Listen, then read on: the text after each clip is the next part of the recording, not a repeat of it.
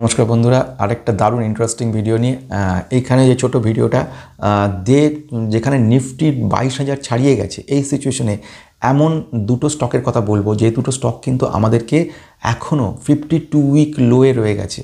এই ব্যাপারটাকে কিন্তু মাথায় রাখার ব্যাপার, এটা চিন্তা করার ব্যাপার। এবং অনেকে আমাকে মেল করেছে বা মেসেজ করেছে জানার জন্য যে এখন আমি কি করব। তো এটা তাদের উত্তর দেওয়ার জন্য এই কোম্পানিটার কথা নিয়ে বলতে চলেছি। কোম্পানিটা প্রথম যে কোম্পানিটার কথা বলবো সেটা অ্যাগ্রোকেমিক্যাল ম্যানুফ্যাকচারিং কোম্পানি। এর মতো ডাউন হয়ে গেছে, আনবিলিভেবল ডাউন, মানে ভাবা যায় না এত সাংঘাতিক অবস্থা ডাউন হয়ে গেছে কোম্পানিটা। তো কোম্পানিটা সম্পর্কে যে প্রশ্নগুলো আসছে যে তাহলে এখন কী করা উচিত, কোম্পানিটা কী নাম, কোম্পানিটা যদি এক বছরে এরম সিচুয়েশন হয়ে থাকে কনস্ট্যান্টলি 40% ডাউন হয়ে যাচ্ছে, কোম্পানির নাম কি বেস্ট অ্যাগ্রো লাইফ লিমিটেড। এটা নিয়ে অনেকে আমাকে বলছিল, কমেন্টও করেছিল। কোম্পানির ফান্ডামেন্টাল যাওয়ার আগে কোম্পানিটা ডাউন হয়ে যাচ্ছে কনস্ট্যান্টলি, অনেকের এটা একটা চিন্তা। কিন্তু তুমি 5 বছর রিটার্ন দেখো, 1400% রিটার্ন দিচ্ছে এতটা ডাউন হওয়ার পরেও, এবং ম্যাক্সিমাম রিটার্ন দেখো 2930%। মানে যে কোম্পানিটা যে সিচুয়েশন, কোম্পানিটা একসময় কিন্তু তোমাকে ভালো রিটার্ন দিচ্ছে, অথচ কোম্পানিটা কিন্তু এখন 54% ডাউন হয়ে গেছে। চলো ফান্ডামেন্টাল দেখে নিই।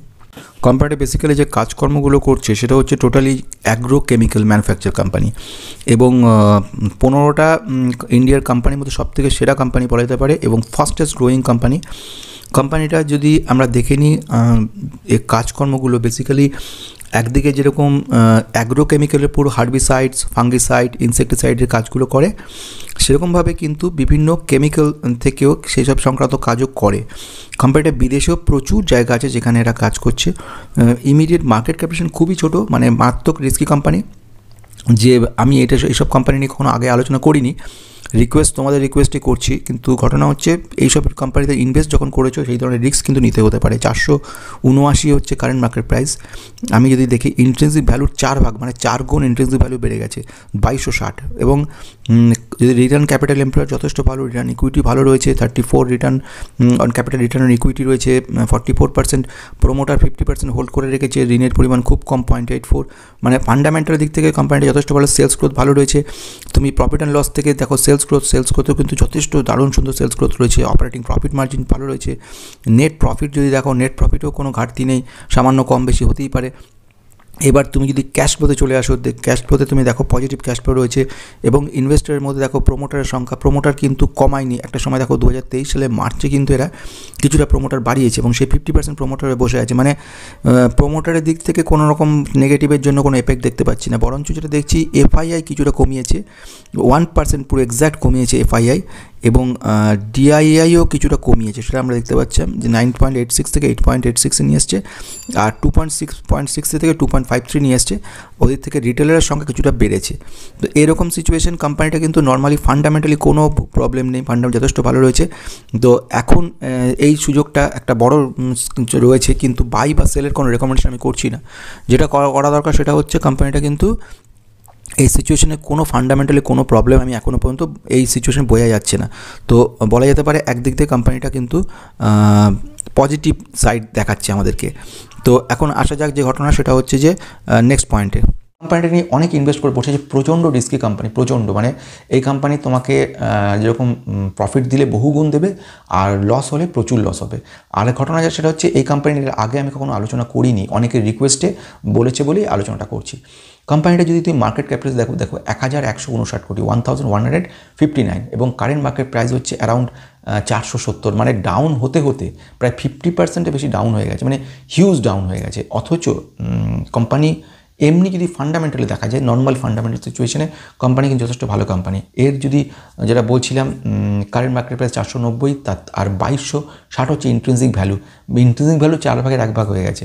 প্রোমোটার 50% ধরে রেখেছে, পি রয়েছে 6.80, ইন্ডাস্ট্রিজ পি থেকে অনেক কম। রিটার্ন সেলস গ্রোথগুলো কমে গেছে। এবং যদি অপারেটিং প্রফিট মার্জিন দেখি, সেটাও দেখবো কিন্তু অ্যাপ্রক্সিমেট অপারেটিং প্রফিট মার্জিন প্রায় 17% থেকে নেবে 5% দিকে চলে গেছে। এবং নেট প্রফিট যেটা, সেটাও কমে গেছে, প্রায় 6.61 crores কিন্তু ডাউন হয়ে গেছে। মানে এইরকম জায়গায় কোম্পানিটা রয়েছে, এবং লায়াবিলিটি বেড়েছে। মানে সব দিকে এই পয়েন্টগুলো কিন্তু আমাদেরকে একটা চিন্তার জায়গা তৈরি করে। এছাড়াও FII ডাউন হয়েছে, কিছু DIIও কিন্তু ডাউন হয়েছে। তো এইগুলো একটা ব্যাপার, রিটেলারের সংখ্যা বেড়েছে। তো এই জায়গাগুলো যখন তৈরি হচ্ছে তখন কিন্তু কোম্পানিটা একটু রিস্কি জায়গায় চলে যাচ্ছে। তো এই মনে রেখে আমরা এবার একটু ফান্ডামেন্টালও দেখে নেব, দেখে নিয়ে ব্যাপারটাকে করব। তো এখন এই সিচুয়েশন দাঁড়িয়ে কোম্পানিটা কিন্তু আমাদেরকে হোল্ড করতে পরামর্শ দেবো, কোনো রকম নতুন করে বাই করার কথা বলছি না। নেক্সট আমি কোম্পানিটা চলে আসবো, এটা নিয়েও অনেকে আমাকে মেল করেছে বা বলেছে, সেটা হচ্ছে সেই যে এটা নিয়ে, সেটা হচ্ছে গান্ধার অয়েল রিফাইনারি। গান্ধার রিফাইনারি একটা, আমরা জানি, কথা শুনে বুঝতে পারছি, এরা বেসিক্যালি হোয়াইট অয়েল যেটা হয় সেটা ম্যানুফ্যাকচার করে। এদের কাজে লাগে সেটা হচ্ছে কনজিউমারের কাজে লাগে, এবং হেলথ কেয়ার প্রোডাক্ট হিসেবেও কিন্তু এই গান্ধার অয়েল রিফাইনারি খুব একটা প্রয়োজনীয়। রিসেন্ট আসা কোম্পানিটা একদমই স্মল ক্যাপ কোম্পানি, কিন্তু এর ক্লায়েন্টগুলো অসম্ভব ভালো রয়েছে। এবং যেটা গুরুত্বপূর্ণ ব্যাপার সেটা হচ্ছে যে কোম্পানিটা কিন্তু মার্কেট ক্যাপিটালাইজেশন 2072 কোটি, 2072, এবং যদি কারেন্ট মার্কেট প্রাইস দেখব 212, ইন্ট্রিনসিক ভ্যালু 244, অর্থাৎ এরা বাইং লেভেলের কাছে আছে। রিসেন্ট আসা যে কোম্পানিটা আমি যদি দেখি, ক্লায়েন্টগুলো অসম্ভব ভালো ভালো, প্রক্টর অ্যান্ড গ্যাম্বল এর ক্লায়েন্ট রয়েছে, ইউনিলিভারের ক্লায়েন্ট রয়েছে, বাজাজ কনজিউমারের ক্লায়েন্ট রয়েছে, ডাবরের ক্লায়েন্ট রয়েছে, ম্যারিকো এর ক্লায়েন্ট রয়েছে, ইমামি এর ক্লায়েন্ট রয়েছে। ম্যারিকো এর ক্লায়েন্ট ছাড়াও গালফ অয়েল এরাও এদের ক্লায়েন্ট রয়েছে। ফলে বিশাল বড় ক্লায়েন্ট বেস রয়েছে। ফলে কোম্পানিটা যে ডুবে যাবে, অনেকে যেটা বলছিল ট্র্যাপের মধ্যে পড়ে যাব কি না, তো এই সিচুয়েশনে কোম্পানিটা কিন্তু ট্র্যাপ তো নয়। যেসব ভালো ভালো রয়েছে বলে আমি যদি আরেকটু জিনিস দেখে নিই, এশিয়া থেকে এদের যে এশিয়া স্পেসিফিক থেকে এদের রেভিনিউ আসছে ম্যাক্সিমাম প্রায় 70.28% রেভিনিউ আসছে এশিয়া স্পেসিফিক থেকে, এবং আমেরিকা থেকে আসছে 14.77, আফ্রিকা থেকে আসছে 11.74, এবং ইউরোপ থেকে আসছে 2.27%। তো সারা বিশ্বে বিস্তৃত রয়েছে কোম্পানি, রিসেন্ট আসা কোম্পানি, এবং প্রচুর এখান থেকে যারা ইনভেস্টাররা আউট হয়ে গেছে, সেই জন্য কোম্পানিটা কিন্তু ডাউন হয়ে গেছে প্রচুরভাবে, এবং 52 উইক লোয়ে গিয়ে টাচ করে গেছে। অথচ এইসব কোম্পানিগুলোর কিন্তু ফিউচার গ্রোথ কিন্তু অসম্ভব ভালো রয়েছে। ম্যানেজমেন্ট তরফ থেকে যেটা বলা হয়েছে যে পৌঁছায় চলে এলাম, এটাও একটা ভালো কোম্পানি, এবং এই কোম্পানিটার সবচেয়ে বড় ইন্টারেস্টিং পয়েন্ট যেটা, সেটা হচ্ছে লিস্টেড হওয়ার পর থেকে কিন্তু কনস্ট্যান্ট ডাউন হয়ে যাচ্ছে। কত পার্সেন্ট ডাউন হয়েছে এখন ওয়াই টু ডেট, মানে ইয়ার টু ডেট হচ্ছে প্রায় 24% ডাউন হয়ে গেছে, মানে এটাই ম্যাক্সিমাম, বেশি দিন হয়নি। কোম্পানিটা ডিসেম্বরের 1 তারিখে 2023 এনলিস্টেড হয়েছে। তারপর দেখতে পাচ্ছি কনস্ট্যান্ট ডাউন হচ্ছে। অনেকে এটা বলছে কোম্পানিটা উঠে যাবে কি না, এই কোম্পানি তাহলে কী করবো, এই কোম্পানিকে তাহলে ডাউন হয়ে গেলো কেন। এই হাজার একটা প্রশ্নের যে উত্তর, সেগুলো একটা ভিডিওর মধ্যে দেওয়ার চেষ্টা করছি। এর একটু ফান্ডামেন্টাল আমরা দেখে নেব, দেখার পরে বাকি কথাটা বলছি।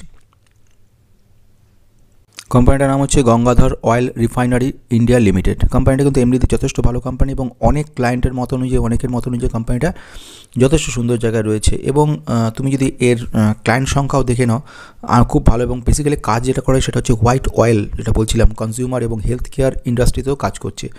এদের ক্লায়েন্টদের মধ্যে খুব বড় বড় ক্লায়েন্ট রয়েছে, আমরা যেটা আলোচনা করছিলাম আগেও, যে হিন্দুস্তান ইউনিলিভার, তারপরে এদিক থেকে যে কোম্পানির নাম হচ্ছে ডাবর ইন্ডিয়া, তারপর হচ্ছে Emami, Patanjali Ayurvedic, Amrutanjan health care, supreme Petrochem, Gulf oil, এরকম সব প্রচুর, বাজাজ কনজিউমার।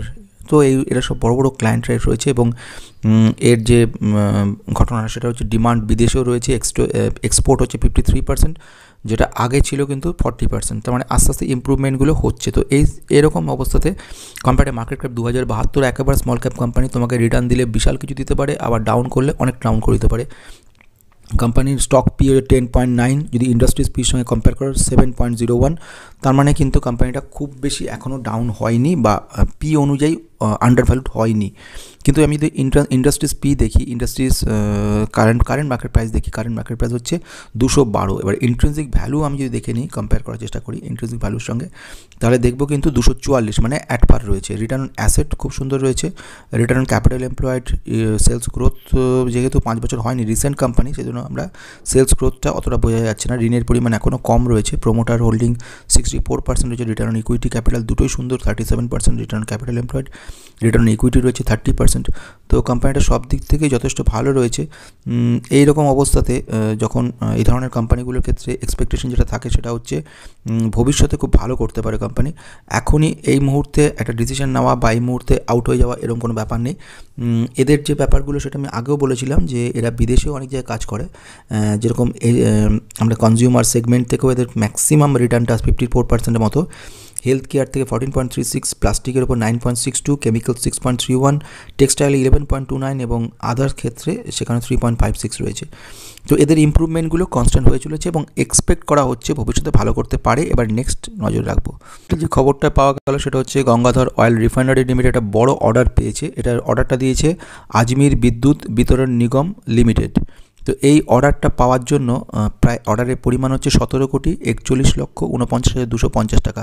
তো এই অর্ডারটা পেয়ে এদের কিন্তু আস্তে আস্তে ইম্প্রুভমেন্ট হওয়া শুরু হবে এবং এইসব ছোটো ছোটো কোম্পানিগুলোর ক্ষেত্রে কি অর্ডার পেলে তখন ইম্প্রুভমেন্ট হয়, আবার যখন অর্ডার থাকে না তখন কিন্তু এটা আবার স্ট্যাগন্যান্ট হয়ে যায় বা থেমে যায় নেক্সট অর্ডারের জন্য। তো এরকম সিচুয়েশনে ট্রান্সফরমার অয়েল যেটা আছে টাইপ 2 সেইগুলো কিন্তু এদেরকে অর্ডারের মধ্যে রয়েছে এবং এই কন্ট্রাক্টটা আগামী 8 মাসের মধ্যে সলভ করতে বলা হয়েছে এবং 30 দিনের মধ্যে স্টার্ট করতে হবে। এইটা 25,000 কিলো লিটার এরা যে অয়েল রিফাইনারি প্রোডাকশন চলছিল সেটা ওরা কিন্তু 1 লক্ষে নিয়ে যেতে চলেছে এবং কয়েক বছরের মধ্যে। এবার এই জন্য তালোজা বলে এদের একটা প্ল্যান্ট রয়েছে, সেখানে কিন্তু এরা ডিস্ট্রিবিউশনটা বাড়িয়ে দিয়েছে। ফলে আলটিমেটলি আমরা কিছু বছরের মধ্যে দেখব এদের কিন্তু ইমপ্রুভমেন্টটা হতে থাকছে। ফলে কোম্পানিটা কিন্তু যদি আমি ধরে নিই তো কোম্পানিটা কিন্তু খারাপ নয় এই সিচুয়েশনে এবং এই কোম্পানির যদি আমাদের কাছে কখনোই এটা ট্র্যাপ নয়। এবারে new entry buy sell recommendation আমি করতে পারি না, যেটা আমি আমার নিজস্ব পয়েন্ট থেকে বলতে পারি কোম্পানির একটা বড় ফিউচার এক্সপেকটেশন আমি দেখতে পাচ্ছি। রিসেন্ট কোম্পানি, গ্রোথ হওয়ার সম্ভাবনা মারাত্মক রয়েছে। স্মল ক্যাপ কোম্পানি, বলা যায় micro cap company recent enlisted হয়েছে এবং এনলিস্ট হওয়ার পর থেকে কনস্ট্যান্ট ডাউন হয়ে গেছে, প্রায় অ্যারাউন্ড 30% আরও অ্যাবোভ ডাউন হয়ে গেছে কোম্পানিটা। তো এছাড়াও যে এই জায়গাতে এই কনক্লুশনে আসতে চলেছি সেটা হচ্ছে এই ধরনের কোম্পানিতে ইনভেস্ট করার জন্য প্রচুর রিস্কি কোম্পানি। তুমি এমন পরিমাণ টাকাই রাখবে এখানে যেখানে রাখার ফলে তোমার টাকাটা যেন নষ্ট না হয়ে যায়।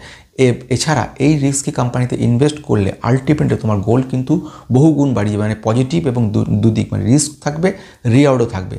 এই কোম্পানিগুলো অর্ডার যখনই পায় কোম্পানিগুলো অনেকটা ইমপ্রুভ করে, আবার কিন্তু অনেকটা সময় থেমে যায়। ফলে থামার টাইমটাকে তোমায় কিন্তু নিতে হবে। তুমি যদি এন্ট্রি করার কথা আমি যদি বলে থাকি এই সিচুয়েশনে, কোম্পানিটা কিন্তু দেখেই বুঝতে পারছো যে যদি এন্ট্রি করার সিচুয়েশান থাকে কোম্পানিটা বা এন্ট্রি আমি করতে বলি, সেক্ষেত্রে তোমাকে কিন্তু ধৈর্য ধরতে হবে 1 নম্বর। 2 নম্বর, যে টাকাটা ইনভেস্ট করছো তোমাকে মনে রাখতে হবে এই টাকাটা কিন্তু তোমার ক্ষেত্রে ধরে নাও যে টাকাটা থেকে আগামী 5 বছর তুমি কিছু পাবে না। আমার মতে এইসব কোম্পানিতে রিস্ক নেওয়াটা কিন্তু খুব একটা বড় ব্যাপার হবে এবং পরিমাণ খুব কম, মানে তোমার পোর্টফোলিও থেকে ম্যাক্সিমাম 5 to 10%, 10% নয় 5 to 8% তুমি ম্যাক্স টু ম্যাক্স ইনভেস্ট করতে পারো এবং সেটাকে তুমি লং রানে রেখে দিয়ে একটা ভালো রিটার্ন তুমি পেতে পারো। কিন্তু সেই জন্যেই আমি বক্তব্য। তো আজকে তোমাদের এখানে এটা কেমন লাগলো, কার কার কাছে এই ভিডিও স্টকটা রয়েছে এবং তোমরা কি মনে করছো কোম্পানি সম্পর্কে বা তোমাদের মতামত তোমাদের এখানে জানাবে। তো আজকের মতো শেষ করি, নমস্কার।